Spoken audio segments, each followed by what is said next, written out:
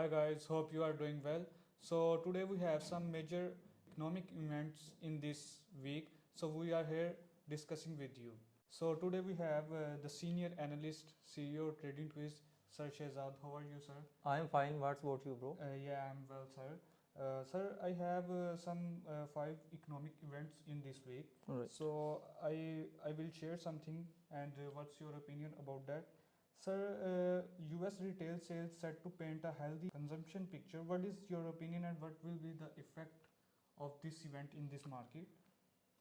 Thank you very much, Mr. Abil. So first of all, as you shared, in this week we have five major economic events, high impact news. Yes. In this week, in our last podcast, we discussed there is the least chance for the volatility in this week. यानी इस week में कुछ ज़्यादा volatility हमें देखने को नहीं मिलेगी, लेकिन इसके बावजूद 5 events हैं जो इस वीक में happen होने जा रहे हैं. So first of all is the retail sale, US retail sale. So this event has already been passed और इसमें दो न्यूज़ थी, retail sale and core retail sale. तो ये डाटा मिक्सअप था और हमने कल भी बताया था और आज जो हमने फोरकास्ट की थी कि there will be a strong possibility for the mixup reaction. Like two news हैं, एक न्यूज़ में यूएसडी पॉजिटिव है, एक में नेगेटिव है. तो ओवरऑल अगर देखें तो साइडवेज मूव हुआ है. अगर हम डॉलर कैड की बात करें तो वो कोई 15 pip up and 20 pip down, almost अभी भी न्यूट्रल प्लेस पे ही है. ठीक है, तो आई डोंट थिंक सो कि कोई ज़्यादा वोलेटिलिटी स्टिल आज के डे में भी हमें नज़र नहीं आ रही. And again in after 30 minutes the US session, the New York is going to open and quite possible कि हमें न्यूयॉर्क में वोलेटिलिटी देखने को मिले. Okay. And the second Fed may go for bullish cut to end this year. How many basis point cut expected?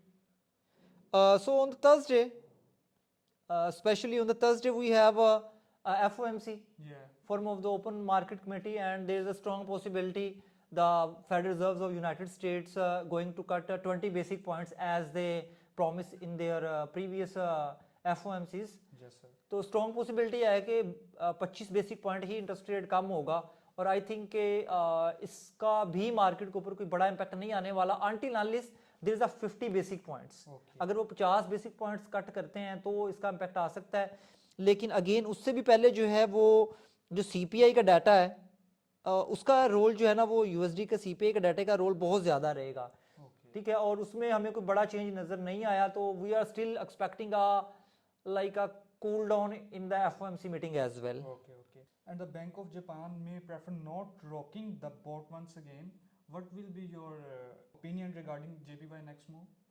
So actually on the Thursday in the Asian session, we have the Bank of Japan interest rate decision. So already Bank of Japan जो है वो top 10 जो leading banks हैं उनमें से leading bank है जिसने interest rate को बहुत कंट्रोल रखा हुआ है.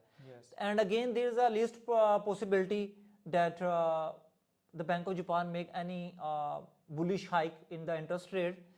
वी आर एक्सपेक्टिंग के जो इंटरेस्ट रेट में कोई बड़ा चेंज नहीं आने वाला और जो जेपीवाई पेयर्स हैं ये again they will remain a little bit under performing. अगर हम यूएसडी येन की बात करें, डॉलर येन की बात करें तो आप ये देख सकते हैं कि ऑलरेडी जो येन है वो डॉलर के मुकाबले में काफ़ी वीक है, अंडर परफॉर्मिंग करेंसी है. तो स्टिल इट इज़ लुकिंग के it is the last interest rate decision in the 2024.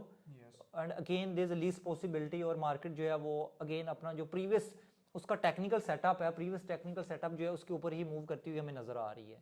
And the Bank of England to hold rates on stubborn core inflation despite lackluster growth. What do you say about that? So actually on the same day, on the Thursday is the day of the central banks. जो next जो जुमेरात आ रही है Thursday है वो central banks का day है. इसमें दुनिया के 3 बड़े बैंक्स हैं वो इंटरेस्ट रेट डिसीजंस लेकर आ रहे हैं. यूएस बैंक ऑफ जापान है, इसमें बैंक ऑफ इंग्लैंड है और federal reserve of United states.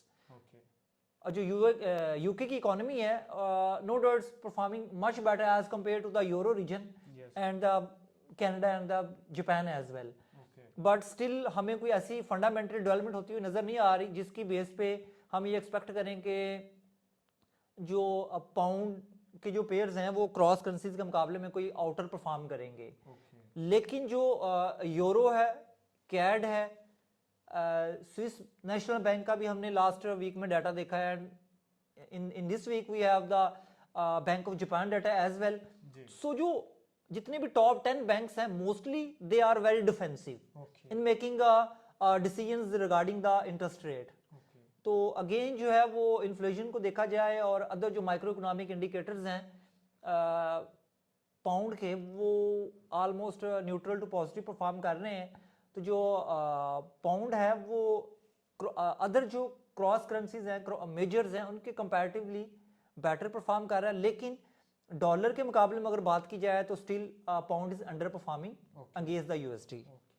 And the core price index may counter any hawkish Fed tone. What will be the next move of this? So actually, as you know, from the next week we have the Christmas holidays. Yeah. And there is USA is the world's leading consumer market and the retail market as well. तो हमें एक जो है वो एक super जो है bullish move USD में देखने को मिल सकता है. स्पेशली जो है नेक्स्ट वीक में, इस वीक में और द नेक्स्ट वीक में and onward of the till the end of this year USA की कंज्यूमर मार्केट में हमें काफ़ी जो है ना वो मैसिव रिटेल बाइंग देखने को मिल सकती है. लोग जो है वो न्यू ईयर्स के लिए, क्रिसमस के लिए जो है वो आउटिंग्स पे जाएंगे, शॉपिंग्स पे करेंगे और मॉल्स में हमें काफ़ी रश देखने को मिल सकता है. एंड वी आर एक्सपेक्टिंग कि इसमें जो डॉलर है वो इसका एक पॉजिटिव इम्पैक्ट ले सकता है और इसका एक बैरिश इम्पैक्ट आएगा यूएसडी के अगेंस्ट मेजर पेयर्स में, including the gold commodities, specially gold and the bitcoin as well.